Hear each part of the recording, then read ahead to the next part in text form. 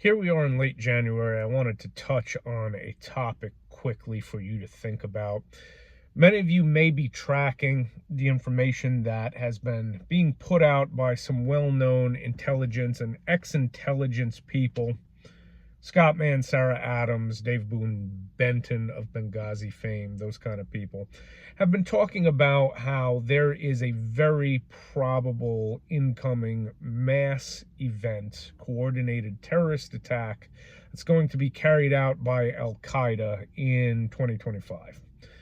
So they estimate that 1,000 Al-Qaeda operatives have infiltrated the country and are here now.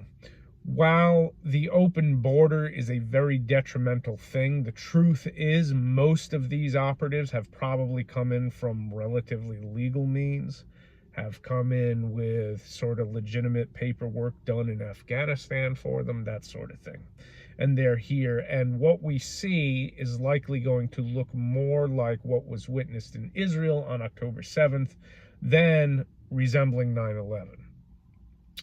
Realistically, I think in the continental United States, where we're much more heavily armed, even in pretty blue areas, the suburbs are pretty heavily armed. I don't know how feasible and long-lasting a bunch of terrorists walking around with rifles in the suburbs would be.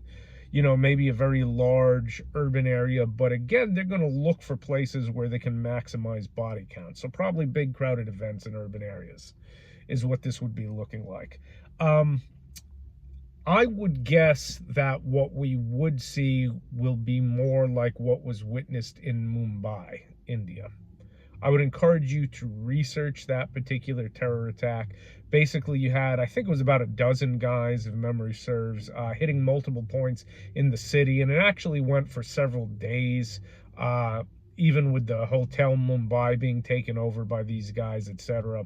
Very good movie on that. Actually, I think it's called Hotel Mumbai. It's worth watching about that event. But anyway, if we see that kind of thing, we might see coordinated hits happen around the country to really provide shock and awe and shut down infrastructure. So be ready to sustain in the home. Don't be dependent on having to get out to buy groceries or medications for an extended period of time, certainly. Now, as it pertains to the concealed carrier, if you carry, and I hope you're carrying at all times possible, if you find yourself at ground zero, realistically, are you going to take on 10 or 15 rifle-armed terrorists wearing suicide vests with just your handgun? No. But might it make all the difference in being able to neutralize one or two of these guys who materializes right in your vicinity and be able to get you and yours to safety? Absolutely. This has been done many times, okay? This is not something that's hypothetical. Look back to an article I did for USA Carry well over a year ago, where I discussed 10 particular events where handgun-armed citizens have neutralized rifle-armed attackers and prevailed in all of those incidents, okay? So this has happened numerous times. It can be done. Be carrying a real gun. Now is not the time to be carrying just your J-frame or 380 pocket auto in public. You know, that's still great for walking the dog and great to wear as a backup gun, but be carrying a serious gun. You know, my advice with that has always been put in the work and carry a gun that you can consistently hit an 8-inch circle at 25 yards. You know, I know most of us are not the bullseye shooters who shoot for, 95 to 100 on a B8, at 25, 10 shots at 25 yards on a B8 target.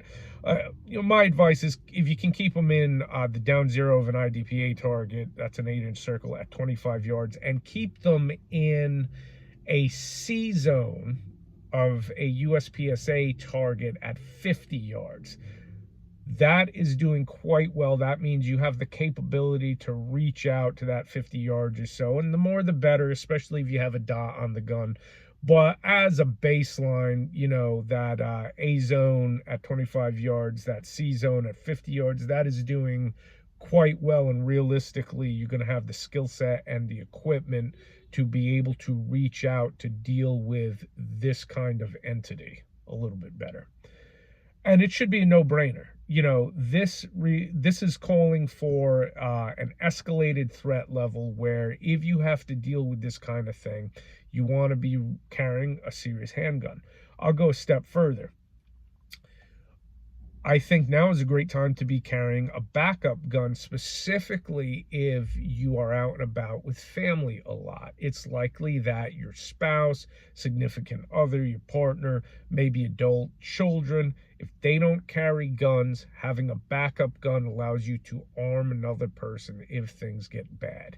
This is something I've done in the past where, road trip late at night, the gun on my ankle comes out and goes into the hand of my spouse when we have to stop at a gas station. That looks sketchy. It can be that mundane and simple. But as we look at an escalated threat environment, having the second gun to be able to arm family members, or if something goes really south and you need to resort to it yourself, is very beneficial. Even when we're talking about these kind of things happening, having a truck gun where you have an AR-15 in the truck, which I'm not necessarily opposed to, as long as you keep it stored so it can't be stolen easily. That's great, but realistically, you're never going to make it to that gun. You're going to fight with the handgun on you. So carrying a backup gun this day and age probably makes more sense than putting a lot of stock in your truck gun. Okay, so just some things to consider. Be able to self-sustain at home. I'd say preferably for at least a month, in case infrastructure gets closed, whether just regionally or nationally, if there's coordinated attacks around the country. Have all the medicine and food and all that stuff you need in home for a month, and be armed everywhere you go. Currently, avoid large gatherings that are easy targets for this kind of thing, and be armed with a sufficient handgun. Have a sufficient skill set with that handgun, because 2025 unfortunately might get really bumpy.